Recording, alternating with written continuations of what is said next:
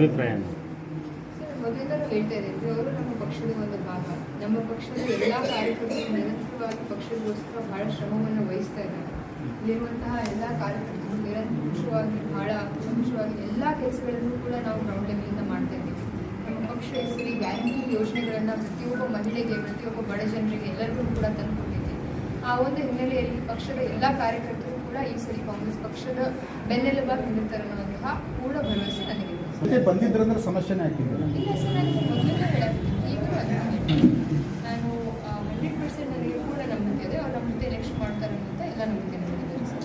ಅಲ್ಲ, ಒಂದು ವೇಳೆ ಅವ್ರು ನಿಮ್ಮ ಜೊತೆ ಬರದೇ ಇದ್ರೆ ಅದು ಆಗಲಿ ಸರ್, ಅವಾಗ ನಾವು ಡಿಸ್ಕಷನ್ ಮಾಡಿದ್ವಿ. ಆಗ್ತೇನೆ ಸುಮ್ಮನೆ ಅದ್ರ ಬಗ್ಗೆ ಚರ್ಚೆ ಮಾಡಿದ್ರು. ಅವ್ರು ನಮ್ಮ ಅಕ್ಕ ಇದ್ದಾಗ ಯಾವತ್ತಿದ್ರು ನಾವು ಅವರು ಕೂಡಿ ಒಗ್ಗಟ್ಟಾಗಿ ಎಲೆಕ್ಷನ್ ಮಾಡ್ತೀವಿ ಅಂತ ಭರವಸೆ ನನಗೆ ಸರ್. ನಿನ್ನೆ ಹೇಳ್ಯಾರ್ರಿ ಅವರು ತಮ್ಮ ಬೇರೆ ಪಕ್ಷಕ್ಕೆ ಹೋಗೋ ಅವರಲ್ಲಿ ಇವರು ಅವ್ರ ನಮ್ಮ ಪಕ್ಷದವ್ರಿಗೆ ಭಿನ್ನಮತ ಐತಿ, ಇವ್ರ ಮುಂದೆ ನಾವು ನಿನ್ನೆ ನಮ್ಮ ಪಕ್ಷದ ಎಲ್ಲ ನಾಯಕರು ಕಾರ್ಯಕರ್ತರು ನಿನ್ನೆ ಬಾಗಲಕೋಟೆಯಲ್ಲಿ ನಾವು ಒಂದು ಸಮಾವೇಶ ಮಾಡಿದ್ದೀವಿ. ನೀವೆಲ್ಲರೂ ನೋಡಿರ್ಬೋದು. ನಮ್ಮ ಎಲ್ಲ ಪಕ್ಷದ ಎಲ್ಲ ಕಾರ್ಯಕರ್ತರು ಬಹಳ ಒಗ್ಗಟ್ಟಾಗಿ ಸುಸಜ್ಜಿತವಾಗಿ ನಾವು ಈ ಸರಿ ಎಲೆಕ್ಷನ್ ಮಾಡ್ತಾ ಇದ್ದೀವಿ.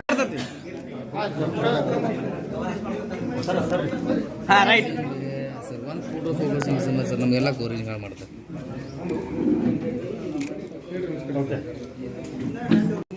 20 ವರ್ಷಗಳಲ್ಲಿ ಬಾಗಲಕೋಟೆಯಲ್ಲಿ ಅಭಿವೃದ್ಧಿ ಬಹಳ ಮಂದಹಾಸ ಗತಿಯಿಂದ ಸಾಗ್ತಾ ಇದೆ.